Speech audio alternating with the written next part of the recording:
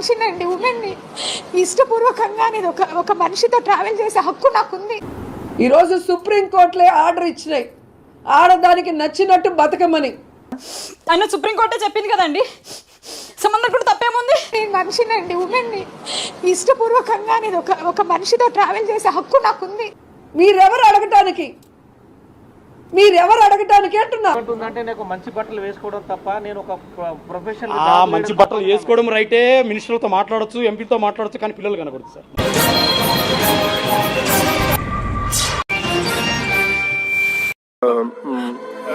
Doctor ఎలా ఉంది? మరేం పర్వాలేదు కదా? బొక్కబడింది ఎంతది? లైక్ చేయడానికి ట్రై చేయండి. 1500 లైక్స్ ఈజీగా అయిపోతాయి. ఎవడా మదన్ మోహన్? వాడెవడో కూడా నాకు తెలియదు. ఆడెవడో చెప్పు, నేను చెప్తా.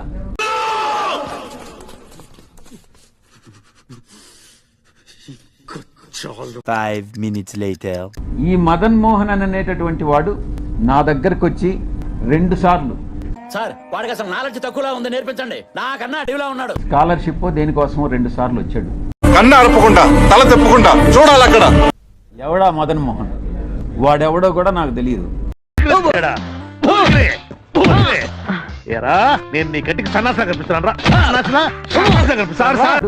నా దగ్గరకు వచ్చి 2 సార్లు స్కాలర్షిప్ దేనికోసం 2 సార్లు వచ్చాడు. నేను చేయగలిగింది చేశా, అదే రకంగా వాడికి చేశా.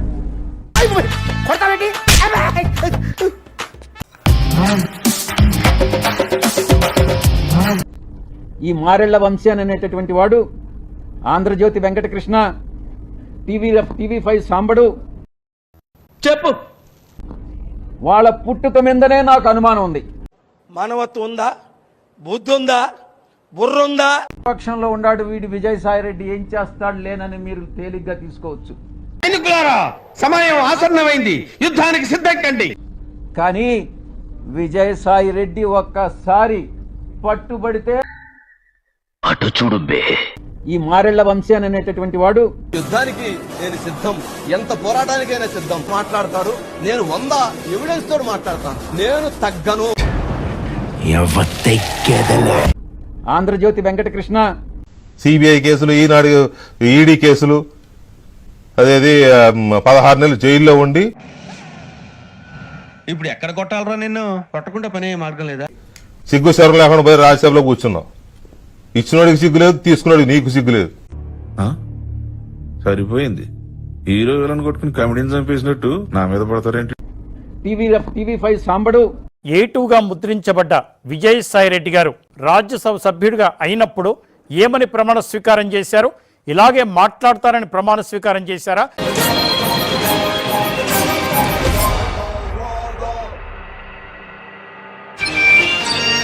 Radha 550 steel TMT.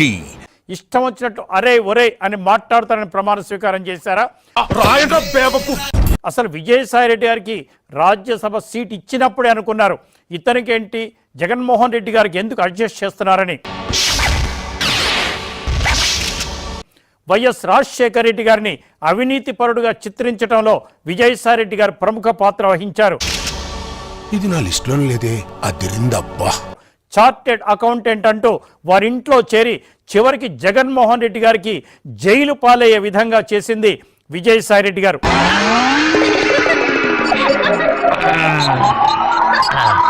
దొంగ లెక్కలతో, తప్పుడు లెక్కలతో, పనికిరాని లెక్కలతో ఎందుకులేండి లైన్ లేని గుర్తు తెచ్చుకొని కొడతారా? సూట్ కేస్ కంపెనీలు సృష్టించి తాను 80% తిని 20-30% జగన్మోహన్ రెడ్డి కుటుంబానికి ఇచ్చిన ఘనత విజయసాయిరెడ్డి గారిదే.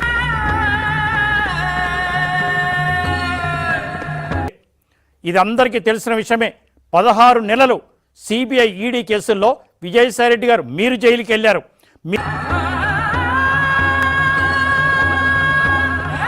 మీరు చెప్పిన ఛానల్స్ ఓనర్స్ కానీ మేం కానీ ఒక్క క్షణం కూడా వెళ్ళలేదు. ఇక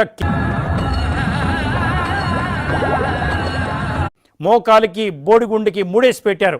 ఇద్దరు కలిసి గత ప్రతిపక్షకి ఎంత ఇబ్బంది పెట్టారో చూసాం. లెక్క మారుతురా నా కొడుకల్లారా. మంచి ప్రభుత్వం ఇప్పుడు వచ్చింది. మంచి ముఖ్యమంత్రి ఇప్పుడు వచ్చారు ఆంధ్రప్రదేశ్కి, మంచి ఉప ముఖ్యమంత్రి వచ్చారు. మీ ఒకరోజు అందరూ చేద్దాం, ఎవరిని వదలొద్దు, ఎవరిని వదలం కూడా. సంగతంతా తేలవడానికి అద్భుతమైన హోమ్ మినిస్టర్ అనిత గారు కూడా వచ్చారు. ఇక మీ పప్పులు ఉడకవు.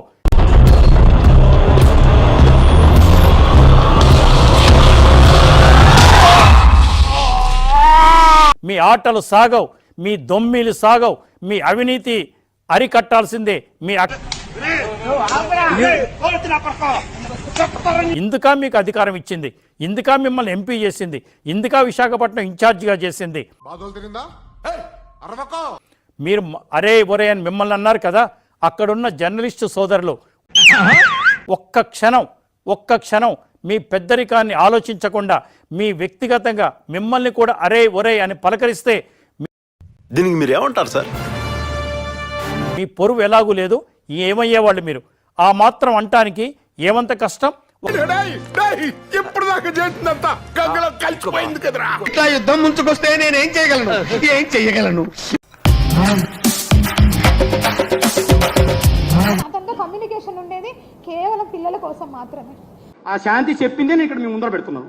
కాబట్టి గారు అంటే నాకు ఇష్టము, నేనంటే విజయసాయి రెడ్డి గారికి ఇష్టము. కాబట్టి నేను అతను ఒక బాబు కావాలంటే ఒక బాబుని కని పెట్టాను. నాకు గుండెలు పగిలిపోయాయి. చెప్పలేదే, నువ్వు అడగలేదు కదా బావా, అదంతా కూడా కమ్యూనికేషన్ మీకు చెప్తాను. దానికి నాకు 30 లక్షలు ఇస్తానని కూడా రాశాడు. నీకు మళ్ళీ మూడింది. నేను చూసుకోకూడదా? 5 ఏళ్ళు నేను పిల్లల్ని చూసుకున్నా, కష్టపడి చదువుకున్నా, ఉద్యోగానికి వచ్చినా, అన్ని చేసినా. ఇక్కడ పతివ్రత మాటలు చెప్పొద్దు. అతని పేరు కూడా నేను సేవ్ చేసుకోలేదు నా మొబైల్లో. అంటే అతను ఎంత క్రూయల్ గా మాట్లాడతారు, ఆడపిల్లని ఎన్ని బూతులతో మాట్లాడతారని చెప్పడానికి. ఇక్కడ ఎవరి చెవులో కాలీఫ్లవర్లు పెట్టుకొని వినట్లేదు. నీవేమో సుభాష్ గాడే అంటున్నావు. అతను ఇప్పుడు సుభాష్ కాదు, విజయసాయి రెడ్డి సుభాష్ అని మీకు అనుమానం అంటున్నాడు కదా. ఆత్మగౌరవానికి సంబంధించిన ఇష్యూ ఇది. కాబట్టి నాకు విజయసాయి రెడ్డి గారి మీద ఏమీ లేదు. ఆ శాంతి చెప్పిందే నేను ఇక్కడ మీ ముందర పెడుతున్నాను. కాబట్టి ఆయన ఏమీ లేకపోతే డిఎన్ఏ టెస్ట్ కి రమ్మను సార్ గాని విజయసాయి రెడ్డి గారు గాని. చూసానన్నయ్య, నేను చూసేశాను. ఈ జన్మకి చాలు, నేను పోతానన్నయ్య, నేను పోతాను. నాకు ఇది వద్దన్నయ్య, నేను పోతాను అన్నయ్య, నేను పోతానన్నయ్య. ఒకవేళ విజయసాయి రెడ్డి కాకపోతే ఇదే మీడియా మిత్రుల ముందు సాష్టాంగ నమస్కారం చేసి బేషరతుగా సారి చెప్తాను sir. How can you people decide that is అక్రమ సంతానం? సంబంధం ఏంటి? అక్రమ సంబంధం ఉంటే ఆ బేబీ లెజిటిమేట్ చైల్డ్ అవుతుంది. జడ్జిమెంట్స్ ఉన్నాయి సార్. మీరు అక్రమ బేబీ అని ఎలా అంటారు? రూల్స్ మాట్లాడుతుందిరా బాబు, రూల్స్ మాట్లాడుతుందో. రే లక్ష్మణ్ రెడీయా? రెడీ అన్నా. చంటి బిడ్డ ఆ పిల్లోడు మదర్ వూమ్ లో ఉన్నప్పటి నుంచే, అంటే తల్లి పొట్టలో ఉన్నప్పటి నుంచే రైట్స్ వస్తాయి. విషయం గుర్తుపెట్టుకోరా, నారు నాటితే వరి పెరుగుతుంది, మాట జారితే గొడవ పెరుగుతుంది, కానీ ఏ నాటకుండానే గడ్డి పెరుగుతుంది. వచ్చిన 19th వచ్చాను. 19th 21 crore ప్యాకెట్ నేను ఇందాక మీడియాలో కూడా చూపించాను. 1 crore బ్యాగ్. ఒకసారి చూపిస్తారా? అయిపోయాడు బాబాయ్ గడు, అయిపోయాడు బాబాయ్. హోటల్ డాడీ నీతో ఉంటానండి, హోటల్ తీసుకొచ్చాను సార్. నేను నిష్ఠులుగా చెప్తాను, నేను ఆ పాపను వదలలేకపోయాను సార్. నేను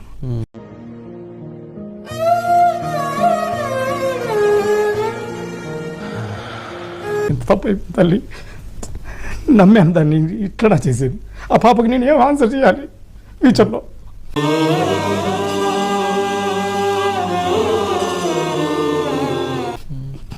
ఆ పాప తప్పు చేయలేదు కదా, చిన్న పాప, ఇద్దరు పాప నాకు.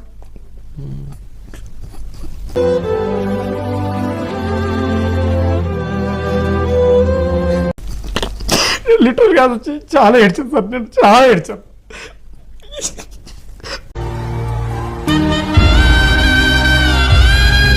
పెద్ద పాప అది తెలియదు కదా సార్, కలుసుకుంటూ దూరం వెళ్తాను. నేను అత్తుకున్నాను, తల్లి నీకు ఏం ఆన్సర్ చేయాలి, నేను భవిష్యత్తులో నీకు ఏం చెప్పాలి, నేను రాబోయే కాలంలో చిన్నపిల్లవి 8 ఏళ్ళు, నేను ఏం ఆన్సర్ చేయాలి నీకు ఫ్యూచర్లో?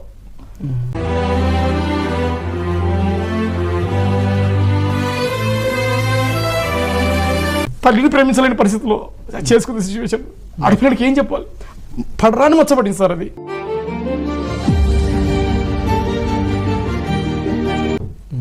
తల్లి గుర్తురాలేదా ఇది?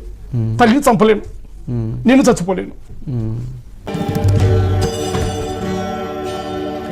పిల్లల్ని చంపుకోలేను.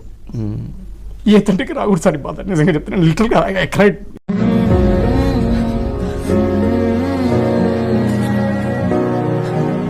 హార్ట్ఫుల్ ఆ రోజు చాలా ఏడ్చారు ఆ హోటల్లో. నా బాధ ఎవ్వరికి రాకూడదు సార్, నా బాధ ఎవ్వరికి రాకూడదు.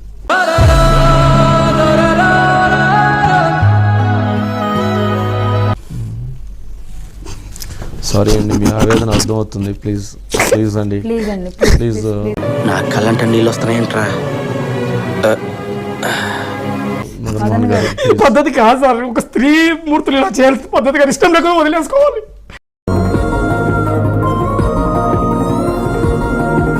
ఇష్టం లేకపోతే వదిలేసుకోవాలి. ఇది కాదు కదా సార్ ఆన్సర్ చేయాల్సిన పద్ధతి. నేను 40 ఏళ్ళు కష్టపడి చదువుకున్నాను. నా లైఫ్ నాకు కావాలి ఇప్పుడు. లైఫ్ ఇప్పుడు నాకు కావాలి. నాకు అమ్మాయి, నాకు లైఫ్ ఎక్కడుంది? నాకు లైఫ్ ఎక్కడుంది? నాకు లైఫ్ కావాలి ఇప్పుడు. నాకు జీవితం కావాలి. నాకు ఎవరు ఇస్తారు? నా పిల్లలకి ఆన్సర్ చేయాలి. నా పిల్లలు ఏం తప్పు చేశారు? నాకు ఆన్సర్ కావాలి ఇప్పుడు. నా పిల్లలు ఎవరు? దీనికి తండ్రి ఎవరు? వాడిని వదలను నేను. వాడిని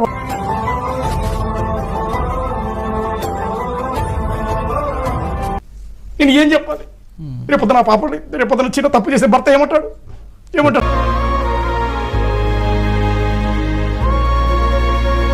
భర్త అంతే కదండి. వాళ్ళ పిల్లలకి పెళ్ళి అయ్యే టైంకి వస్తే వాళ్ళకి ఏం చెప్తారు?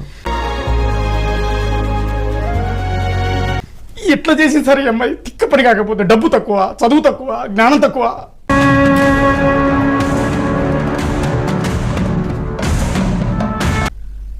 ఏంటి సార్ ఇది? ఆశకు ఒక అద్దు లేదా? సారీ అండి, మిమ్మల్ని బాధ పెట్టాను. ఒక తండ్రి పడుతున్న ఆవేదన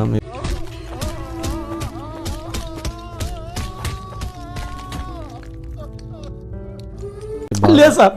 ఏ తండ్రికైనా ఆడుకోవాలంటే ప్రాణం ఉంటుంది. నేను అనాథగా పెరిగాను. నన్ను 2 years ఉన్నప్పుడు నాన్న చనిపోయారు.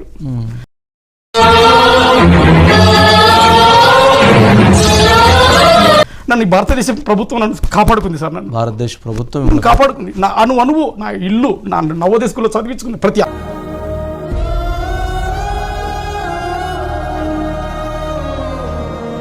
అణువు గవర్నమెంట్దే, ప్రతి అణువు గవర్నమెంట్దే. ఇంత పవిత్రమైన దేశంలో ఇటువంటివే జరిగేది. పోనీ